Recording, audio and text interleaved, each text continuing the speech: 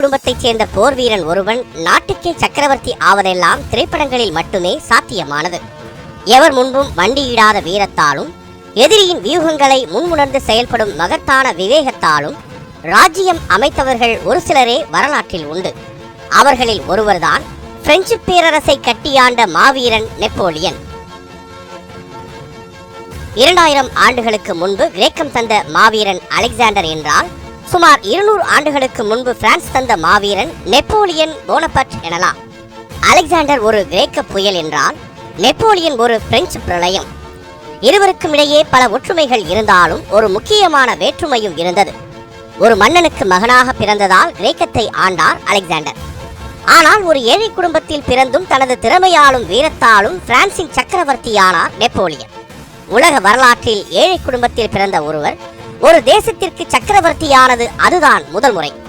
ஆனால் இவை எதுவும் நாஸ்டர்டாம்ஸ் சொன்னது போன்று ஏற்கனவே எழுதி வைத்து அப்படியே நடந்ததல்ல. ஒரு பெரும் கனவை நிறைவேற்றும் போராட்டம், பெரும் புரட்சியை செய்து முடிக்கும் கூறிய திட்டம், இலக்கை நோக்கிய குறி, இவைதான் வரலாற்றில் நெப்போலியனை மாவீரனாக அடையாளப்படுத்தியுள்ளன. நெப்போலியனின் வாழ்க்கையை சுருங்கச் சொல்லிவிடலாம். ஆனால் கோர்சிகாவின் விடுதலையை நோக்கிய முன்னெடுப்புகளை ஆரம்பித்து ஐரோப்பாவின் விடுதலையை நோக்கி நகர்ந்தது நெப்போலியன் வாழ்க்கை. அதனுடன் மட்டும் நின்றுவிடவில்லை. அவருடைய தனிப்பட்ட வாழ்க்கையில் இருந்த காதல் உலகளவில் பிரசித்தமானதும் கூட. தனக்கென்று ஒரு வாழ்க்கை இருந்த போதும் தன் நாடு குறித்த சிந்தனையுடன் வாழ்ந்தவர் மாவீரன் நெப்போலியன். ஆகையால்தான் நெப்போலியன் குறித்து அறிந்து கொள்வதென்றால் அனைவருக்கும் அல்வா சாப்பிடுவது போன்றதாக இருக்கிறது. அப்படி உலகாண்ட பேரரசனாக, ஈடு இணையற்ற வீரனாக வரலாற்றில் நெப்போலியனின் பெயர் பதிவு செய்யப்படுவது ஏன்? மாவீரன், மகா சக்கரவர்த்தி, போர் வித்தகர் என்றெல்லாம் நெப்போலியனுக்கு வரலாற்று அடையாளங்கள் இருப்பதன் பின்னணி என்ன? உலகமே வியந்து பார்க்கும் அளவுக்கு உயர்ந்து நின்ற மாவீரனான நெப்போலியனின் வீழ்ச்சி அவரை சார்ந்திருந்தவர்களாலேயே சாத்தியமானதற்கு காரணம் என்ன என பல்வேறு கேள்விகள் நம் கண்முன்னே விரிந்திருக்கின்றன. இந்த கேள்விகளுக்கெல்லாம் விடை தேட முதலில் அன்றைய பிரெஞ்சு ஆளுகையின் கீழ் இருந்த நாடுகளின் நிலை என்ன என்பதையும், பிரிட்டனுக்கும் பிரெஞ்சு பேரரசுக்குமான போட்டி, அதன் காரணமாக எழுந்த போர்கள் என ஐரோப்பிய வரலாற்றை சற்று திரும்பி பார்க்க வேண்டியிருக்கிறது. 18ஆம் நூற்றாண்டில் பெரும்பாலான ஐரோப்பிய நாடுகளை ஆதிக்கம் செலுத்திக் கொண்டிருந்தது பிரிட்டன். அந்நாட்டுக்கு அடிபணிந்திராமல் தனக்கென தனி ராஜ்யம் அமைத்திருந்தன இட்டாலி, பிரான்ஸ் உள்ளிட்ட சில நாடுகள் மட்டும். இந்த இரு நாடுகளுக்கு நடுவே எட்டுகிற தூரத்தில் இருந்த குட்டித்தீவு நாடுதான் கோர்சிகா. எந்தவித வளர்ச்சியும் இல்லாத கோர்சிகா இத்தாலியின் ஆளுகைக்கு உட்பட்டு தனது சுதந்திரத்திற்காக அப்போது போராடி கொண்டிருந்தது. புரட்சியும் வறுமையுமாக மக்களின் வாழ்க்கை ஒவ்வொரு நாளும் பெரும் எதிர்பார்ப்புடன் கடந்து கொண்டிருந்தது. கோர்சிகா மக்கள் சுதந்திரத்துடன் வாழ வேண்டும் என்றெண்ணி இயங்கிக் கொண்டிருந்த ஒரு புரட்சி படையை பயோலி என்பவர் தலைமையேற்று நடத்தி கொண்டிருந்தார். அவருக்கு உதவியாக அடுத்த இடத்திலிருந்து ஆலோசனை வழங்கிக் கொண்டிருந்தார் கார்லோ. கார்லோ இயல்பில் ஒரு வழக்கறிஞராக இருந்தார். இவரது மனைவி லெட்ரிசியா குடும்பத்தை பொறுப்புடன் கவனித்துக் கொண்டார். இந்த தம்பதிக்கு பிறந்த 13 குழந்தைகளில் ஒருவர்தான் நெப்போலியன். 1768ஆம் ஆண்டு இத்தாலியர்கள் கோர்சிகாவை விட்டு வெளியேறிய தருணத்தில் போகிற போக்கில் பிரான்சிடம் ஒப்படைத்து விட்டு போனார்கள். கோர்சிகாவை கைப்பற்றிய பிரான்ஸ் படை நூதன வழிமுறையை கையாண்டது. கோர்சிகா போராளிகளுக்கு பொது மன்னிப்பு, ராஜபோக வாழ்க்கை, அதையும் மீறினால் சிறை, எது வசதியானது என்ற கேள்வி முன்வைக்கப்பட்டது. பலரும் பிரான்சின் மாய வித்தைக்கு கட்டுப்பட்டார்கள். அவர்களில் ஒருவராக பிரான்சுக்கு கட்டுப்பட்டார் நெப்போலியனின் தந்தை கார்லோ. அவருக்கு அப்போது வேறு வழியும் தெரிந்திருக்கவில்லை. ஆகையால் பெரும்பான்மையானவர்களின் முடிவை அவரும் எடுத்தார். அவரது குடும்பத்துக்கு தேவையான அனைத்தையும் பிரான்ஸ் அரசாங்கம் செய்து தந்தது. அவரது பிள்ளைகளுக்கு பிரான்சின் உயர் பள்ளிகளில் படிக்கும் வாய்ப்பு. வேறென்ன வேண்டும்? பிரான்ஸ் அரசின் சலுகையுடன் வியன்னாவில் பள்ளிக்கல்வியை பயின்ற நெப்போலியன் பாரிஸில் உள்ள இராணுவ பள்ளியில் மேற்கல்வியை தொடர்ந்தார். நெப்போலியன் கோர்சிகாவை சேர்ந்தவனாக இருந்ததால் ஆதிக்க மனப்பான்மை நிறைந்த பிரெஞ்சு மாணவர்கள் நெப்போலியனை ஏளனம் செய்வதை வழக்கமாக கொண்டிருந்தனர். நடை, உடை, பாவனை என அனைத்திலும் கிண்டல்தான். அழுது தீர்த்தான் அந்த 10 வயது சிறுவனான நெப்போலியன். ஒரு கட்டத்தில் சக மாணவர்கள் மீது வெறுப்பு ஏற்பட புத்தகங்கள் மட்டுமே அவனுக்கு நண்பர்களாக இருந்தன. தனிமையை போக்க புத்தகங்களை படிக்க ஆரம்பித்தவன் தனக்கு கிடைத்த எல்லா புத்தகத்தையும் படித்தான். அப்படி ஆரம்பித்த அவனது புத்தக வாசிப்பு நில உரிமை குறித்தும் சுதந்திரத்தின் அவசியம் குறித்தும் இன்னும் பிற விஷயங்கள் குறித்தும் அவனுக்கு போதித்தன. இதன் காரணமாக கோர்சிகா பிரான்சின் கட்டுப்பாட்டில் இருப்பதையும் பிரான்சின் உதவியுடன் தான் கல்வி கற்பதையும் நினைக்க நினைக்க நெப்போலியனுக்கு அவமானமாக இருந்தது. ஆனால் நெப்போலியன் நினைப்பது போன்று பிரான்ஸ் ஒன்றும் அத்தனை ஆதிக்க மனப்பான்மை கொண்டவர்களால் நிறைந்த நாடு அல்ல. அதனை வழிநடத்திய லூயி மன்னர்களால் அந்த நாட்டு மக்கள் அல்லலுற்றனர். லூயி மன்னர்களால் மக்கள் மூன்றாம் தர மக்களாக நடத்தப்பட்டனர். பிரான்சில் உள்ள 90% மக்களை வெறும் 10% உயர் வர்க்கத்தினரை ஆளுமை செலுத்திக் கொண்டிருந்தனர். பல ஆண்டுகளாக அடக்கி ஒடுக்கி வைக்கப்பட்டிருந்த மக்கள் ஒரு கட்டத்தில் பொங்கி எழுந்தனர். அப்படி 16ஆம் லூயி மன்னனுக்கு எதிராக போராட்டம் வெடித்த போது பிரான்ஸ் அரசு பதறி போய்விட்டது. கிட்டத்தட்ட இதே தருணத்தில் தான் ராணுவ பள்ளியில் கல்வியை முடித்துவிட்டு தனது சொந்த நாடான கோர்சிகாவுக்கு எதிரான பிரெஞ்சு படைப்பிரிவில் பணிக்கு சேர்ந்தார் நெப்போலியன். உடையளவில் பிரெஞ்சு ராணுவ வீரரான நெப்போலியன் மனதளவில் கோர்சிகா விடுதலை பெறுவதற்கு தன்னை தயார்படுத்திக் கொண்டிருந்தார்.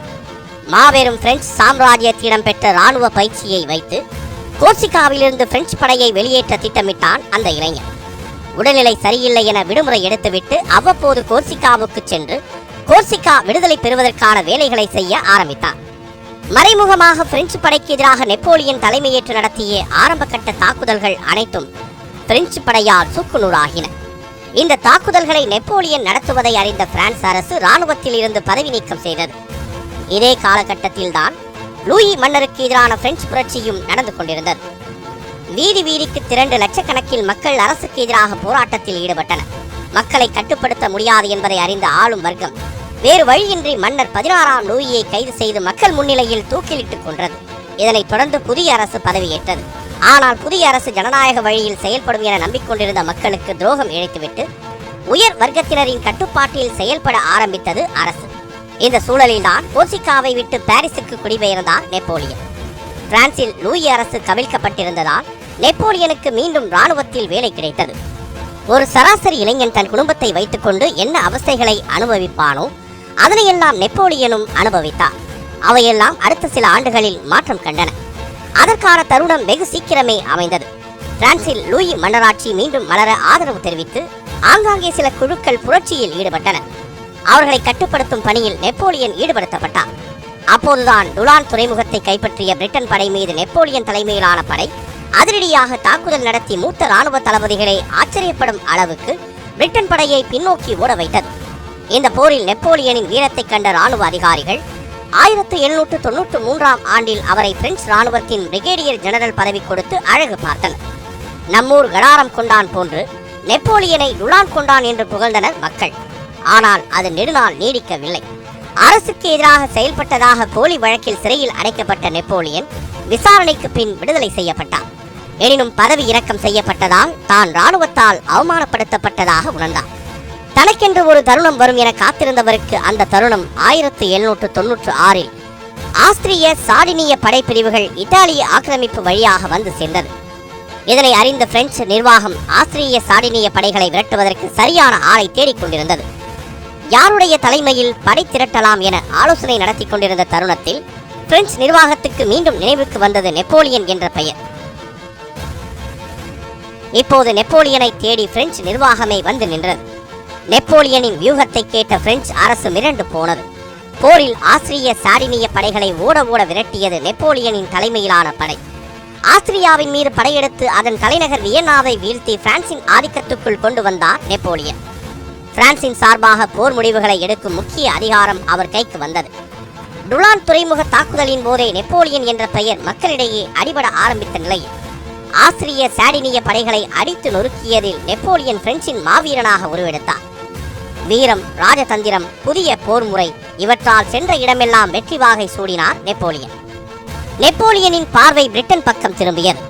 கீழே நாடுகளுடன் பிரிட்டன் கொண்டிருந்த வியாபார தொடர்புகளை துண்டிக்கும் நோக்குடன் எகிப்து மீது படையை ஏவினார். எகிப்து சூயஸ் கால்வாய் பகுதிதான் மத்திய கிழக்கு நாடுகளின் நுழைவாயிலாக திகழ்ந்தது. அதனை அடைத்துவிட்டால் பிரிட்டனின் வர்த்தக சாம்ராஜ்யத்திற்கு ஒரு செக் வைத்த மாதிரியும் இருக்கும். இந்தியாவுடன் வர்த்தக தொடர்புகளை உருவாக்கிக் கொள்ள ஒரு வாய்ப்பாகவும் இருக்கும் என்பது நெப்போலியனின் திட்டம். இதன் தொடர்ச்சியாக அலெக்சாண்டரியாவை வீழ்த்தினார். ஆனால் 1798இல் நைல் நதிக்கரையில் நடந்த போரில் பிரிட்டிஷ் கடற்படையால் நெப்போலியன் படைகள் தோற்கடிக்கப்பட்டன. அதனால் கிழக்கு நாடுகளை பிடிக்க நெப்போலியன் செய்த முயற்சி தோல்வியடைந்தது. இந்த தோல்வியிலிருந்து தப்பிக்க ஒட்டமான் துருக்கியர் வசமிருந்த சிரியா கலீலே பகுதியில் போரை நடத்தினார். எனினும் தொடர் தோல்விகளால் துவண்ட நெப்போலியன் பிரான்சில் அரசியல் குழப்பங்கள் ஏற்பட்டதை அறிந்து நாடு திரும்பினார். அதே சமயத்தில் உள்நாட்டு குழப்பத்தால் பிரான்சின் நிலை மோசமாக இருப்பதை உணர்ந்த நெப்போலியன் அதனை தனக்கு சாதகமாக பயன்படுத்திக் கொள்ள முயன்றார். ஆட்சி அதிகாரத்தில் இருந்த தனக்கு வேண்டப்பட்டவர்கள் மூலமாக அதிரடியாக ஆட்சி கவிழ்ப்பை அரங்கேற்றிய நெப்போலியன் புதிய ஆட்சி அமைப்பை ஏற்படுத்தினார். அதன்படி கான்சல் என்ற பட்டத்துடன் பல அதிகாரங்கள் நெப்போலியன் கைக்கு வந்து சேர்ந்தன. ஆலோசனை குழுக்களும் சட்ட சபைகளும் அமைக்கப்பட்ட போதிலும் உண்மையான அதிகாரங்கள் என்னவோ நெப்போலியனிடம்தான் இருந்தன. பிரெஞ்சு புரட்சியினால் ஏற்கனவே சோர்ந்து போயிருந்த மக்களுக்கு நெப்போலியனின் தலைமை ஒரு நம்பிக்கையாக இருந்தது. அந்த ஆதரவுடன் 1804ஆம் ஆண்டு தனது 35வது வயதில் பிரெஞ்சு பேரரசின் சக்கரவர்த்தியாக முடிசூட்டிக் கொண்டார் நெப்போலியன். நடைமுறையில் நெப்போலியன் பிரான்சின் சர்வாதிகாரியாகவே செயல்பட்டார். இது ஒருபுறம் இருக்க, பிரெஞ்சு பேரரசின் சக்கரவர்த்தியாக அரியணையில் ஏறியது முதல் 1815ஆம் ஆண்டு வரை ஐரோப்பாவின் சரித்திரத்தை மாற்றி எழுத முற்பட்டார் நெப்போலியன். மன்னராட்சிக்கு எதிராக பெரும் புரட்சி செய்து குடியரசாட்சியை கொண்டு வந்தவர் மீண்டும் மன்னராட்சியை ஏற்படுத்தினார் என்று சொல்லப்படுகிறது. எனினும் அவரது தலைமையில் ஆட்சி நிர்வாகத்தில் அதிரடியாக பல்வேறு சீர்திருத்தங்கள் செய்யப்பட்டன. தொடர்ந்து பல்வேறு போர்களில் வென்ற நெப்போலியன் ஒரு கட்டத்தில் போர்ச்சுகல், பிரிட்டன், ஸ்காண்டினேவியா நீங்களாக மொத்த ஐரோப்பாவையும் தனது ஆட்சியின் கீழ் கொண்டு வந்திருந்தார். ரஷ்ய மன்னர் ஜார் அலெக்சாண்டருடன் டில்சிட் ஒப்பந்தம் ஏற்படுத்தி ஐரோப்பாவை இரு பகுதியாக பிரித்ததாக கூறப்படுகிறது. தான் வென்ற நாடுகள் முழுவதிலும் தனது அண்ணன் தம்பிகள், நண்பர்களை ஆட்சியாளர்களாக நியமித்துக் கொண்டார் என்றும் சொல்லப்படுகிறது. ஸ்பெயின், போர்ச்சுகல் ஆகிய நாடுகளை தன் ஆதிக்கத்தின் கீழ் கொண்டுவர நெப்போலியன் செய்த முயற்சிகள் நெப்போலியனுக்கு எதிர்ப்பையே உண்டாக்கின. ஸ்பெயின் நாட்டின் சில பகுதிகளில் நெப்போலியன் படைகள் தோற்றன. என்ன இருந்தாலும் பிரிட்டனை ஒரு கை பார்க்க வேண்டும் என்பதே நெப்போலியனின் நோக்கமாக இருந்தது. நெப்போலியனின் நோக்கத்தை அறிந்து கொண்ட பிரிட்டன் அவருக்கு குழிபறிக்கும் வேலையில் தீவிரமாக இறங்கியது. நெப்போலியனின் கட்டுப்பாட்டுக்குள் வர மறுத்த பிரிட்டனால் கான்டினென்டல் சிஸ்டம் என்ற வர்த்தக முறையை அறிமுகப்படுத்தினார். அதன்படி பிரான்சின் கட்டுப்பாட்டில் இருந்த எந்த நாடும் பிரிட்டனுடன் எந்த வர்த்தகமும் புரியக்கூடாது. ஆனால் நெப்போலியன் எதிர்பார்த்த மாதிரி இந்த நடவடிக்கை வெற்றி பெறவில்லை. ரஷ்யா அந்த கட்டளையை மீறி பிரிட்டனுடன் வர்த்தகம் புரிந்ததால் சினம் கொண்டெழுந்த நெப்போலியன் 6 லட்சம் வீரர்களுடன் ரஷ்யா மீது படையெடுத்தார். நெப்போலியனின் படையெடுப்பை முன்கூட்டியே அறிந்தோ என்னவோ அவர் ரஷ்யாவுக்குள் அடியெடுத்து வைத்த போது மாஸ்கோ வெறிச்சோடி கிடந்தது. சுமார் 2.5 லட்சம் ரஷ்யர்கள் வீடுகளை விட்டு வெளியேறியிருந்தனர். ரஷ்யாவின் ஷா மன்னன் தன்னிடம் வந்து சரணடைவான் என்று அங்கேயே முகாமிட்டிருந்தார் நெப்போலியன். ஆனால் ஷா மன்னன் வருவதற்கு பதில் பனிக்காலமும் கடும் குளிரும் தான் வந்தன. இது குறித்தெல்லாம் யோசிப்பதற்கு முன்பே பசியாலும் குளிர் மற்றும் நோய் தாக்கத்தாலும் பல்லாயிரம் பிரெஞ்சு படை வீரர்கள் தங்கள் உயிரை இழந்திருந்தனர். வேறு வழியின்றி மிஞ்சியிருந்த வீரர்களை பாரிஸ் திரும்ப கட்டளையிட்டார் நெப்போலியன். 6 லட்சம் வீரர்களுடன் சென்றவர் வெறும் 20,000 வீரர்களுடன் திரும்பினார். இந்த பெரும் தோல்வி நெப்போலியன் ஆட்சியை ஆட்டம் காண செய்திருந்தது. இந்த தருணத்தை பயன்படுத்தி தாக்குதலை தொடங்கின பிரிட்டன், ரஷ்யா, ஆஸ்திரியா, ஸ்வீடன் ஆகிய நாடுகளின் கூட்டுப்படைகள். எதிர்பாராத இந்த தாக்குதலால் பெரும் தோல்வியை சந்தித்தார் நெப்போலியன். இதனை அடுத்து எல்பா தீவுக்கு நாடு கடத்தப்பட்டார் நெப்போலியன். ஆனால் சில நாட்களில் அங்கிருந்து தப்பி வந்து மறுபடியும் படைகளை திரட்டி போருக்கு தயாரானார். சில மாதங்கள் யோஸ்பீனுடன் தனிமையில் வாழ்ந்தவர் பிரான்ஸ் மக்களின் ஆதரவோடு மீண்டும் மன்னனாக முடிசூட்டப்பட்டார். மக்களின் ஆதரவும் மனைவிகளின் ஆதரவும் நெப்போலியனுக்கு இருந்தது. அதனால் உற்சாகத்துடன் புதிய படையை உருவாக்கினார். இதனைத் தொடர்ந்து 1815இல் பெல்ஜியத்தின் வாட்டர்லூ என்ற இடத்தில் நடந்த இந்த யுத்தமே நெப்போலியன் சந்தித்த இறுதி யுத்தமாக அமைந்தது. வழக்கம் போல ஐரோப்பிய நாடுகள் எல்லாம் ஒரு அணி, நெப்போலியன் தனி. கடுமையான யுத்தம் தொடங்கியது. இரு பக்கமும் அனல் பறந்தது. நெப்போலியனின் துணை தளபதிகள் படைகளுடன் வந்து சேர ஏற்பட்ட தாமதம் காரணமாகவே நெப்போலியன் படை தோல்வி அடைந்தது. ஐரோப்பிய நாடுகளை தனது அதிகாரத்தின் கீழ் கொண்டு வர வேண்டும் என்கிற பேராசையை அவருடைய வரலாற்றிற்கு முற்றுப்புள்ளி வைத்தது. இதற்கு பின்னணியில் நெப்போலியனின் மனைவி இருந்ததாகவும் பின்னாளில் தகவல் வெளியானது. நெப்போலியன் பதவி விலகினால்தான் பிரிட்டிஷ் அரசின் கோபத்தை தணிக்க முடியும் என கருத்து முன்வைக்கப்பட்டதை அடுத்து பதவி விலகிய நெப்போலியன் நாட்டை விட்டு வெளியேறி கப்பலில் பயணித்துக் கொண்டிருந்த போது பிளிமத் என்ற துறைமுகத்தில் வைத்து பிரிட்டன் படையினர் கைது செய்தனர். இந்த முறை ஐரோப்பாவிலிருந்து 10,000 கிலோமீட்டர் தொலைவில் இருந்த ஹெலினா தீவில் நெப்போலியனை சிறை வைத்தனர். தனது இறுதி காலம் வரை அந்த தீவிலேயே தனிமை வாழ்க்கையை கழித்த நெப்போலியன் வயிற்று புற்றுநோயால் பாதிக்கப்பட்டு 1821ஆம் ஆண்டு பரிதாபமாக உயிரிழந்தார். அந்த தீவிலேயே அவரது உடல் அடக்கம் செய்யப்பட்டாலும் 1840இல் அவரது எலும்புகள் பிரான்ஸ் கொண்டு வரப்பட்டு நினைவு மண்டபம் கட்டப்பட்டுள்ளது. பெரும் படை நடத்திய ஒருவர் தனது கடைசி காலத்தில் தனி தீவில் சாவார் என நாஸ்ட்ரடாமஸ் எழுதியது அப்படியே நிறைவேறியது என கூறுவோரும் உண்டு. நெப்போலியனின் வாழ்க்கையில் சுவாரஸ்யத்துக்கும் குறைவில்லை. ஒருமுறை ராணுவ பள்ளியின் முன்னால் இருந்த தின்பண்ட கடையை வேடிக்கை பார்த்துக் கொண்டிருந்துள்ளார் நெப்போலியன். அப்போது அந்த பெண்மணி, நீ படிச்சு என்ன வேலைக்கு போவா என்று கேட்க, நான் பிரான்ஸ் நாட்டின் சக்கரவர்த்தியாக போகிறேன் என பதிலளித்தாராம். ஆனால் அப்போது அதை கேட்டு சிரித்த பெண்மணி, நெப்போலியன் சக்கரவர்த்தியாக பதவியேற்ற பின் அவரை தேடிச் சென்று அவரது தள்ளாத வயதில் சந்தித்து நடந்ததை கூறிய போது ஆச்சரியப்பட்டாராம் நெப்போலியன். அவரது வாழ்க்கையில் சர்ச்சை சம்பவங்களுக்கும் குறைவில்லை. பதவியேற்பு விழாவுக்கு அப்போதைய போப்பாண்டவர் அழைக்கப்பட்டிருந்தார். அவரது கையால் மகுடம் சூடுவதற்காக காத்திருந்த நெப்போலியன், போப்பாண்டவர் தமக்கு எதிராக யோசித்து மகுடம் சூடுவதை தடுத்தால் என்ன செய்வது என்ற சந்தேகம் எழ போப்பாண்டவரின் கையில் இருந்த மகுடத்தை தானே பிடுங்கி தனது தலையில் சூடிக்கொண்ட சம்பவமும் அரங்கேறியது.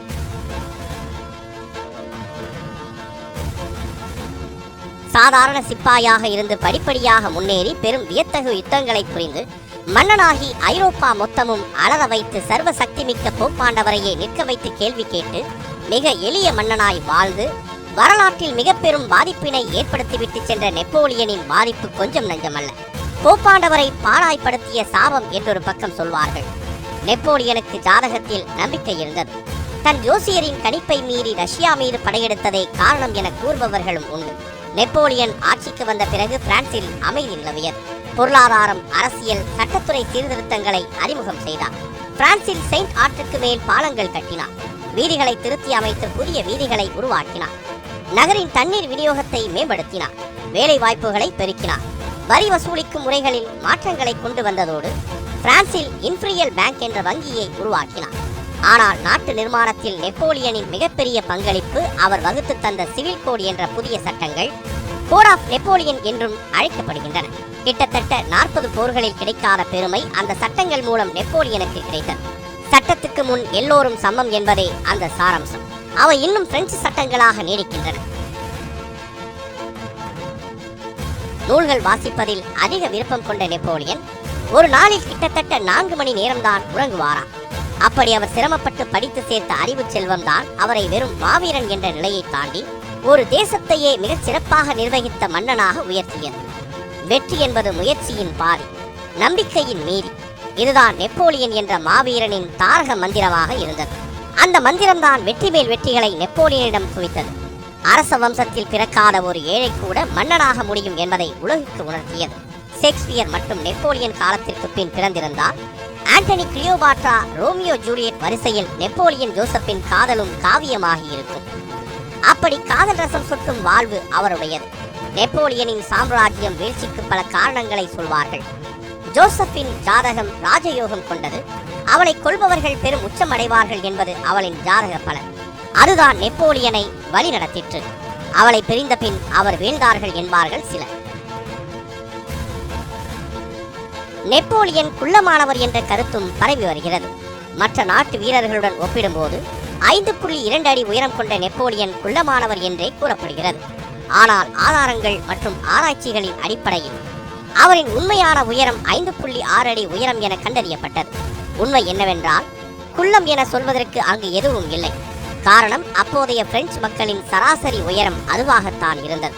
இவ்வுலகில் இராணுவம், அரச நிர்வாகம், காதல், நாட்டுப்பற்று, வீரம் என்ற விஷயங்கள் பேசப்படும் பொழுதெல்லாம் நிச்சயம் நெப்போலியனும் பேசப்படுவார். அதனால் காலகாலத்திற்கும் நிலைத்திருப்பார். எனினும் பல தேசிய இனங்களை அடக்கி பெரும் வல்லரசு, ஓரரசு என முயற்சித்தால் என்னாகும் என்பதற்கும், மதவாதிகளும் பணக்காரர்களும் சொந்த நாட்டு வீரனையே எப்படி கொள்வார்கள் என்பதற்கும் நெப்போலியனின் கல்லறையே சாட்சி.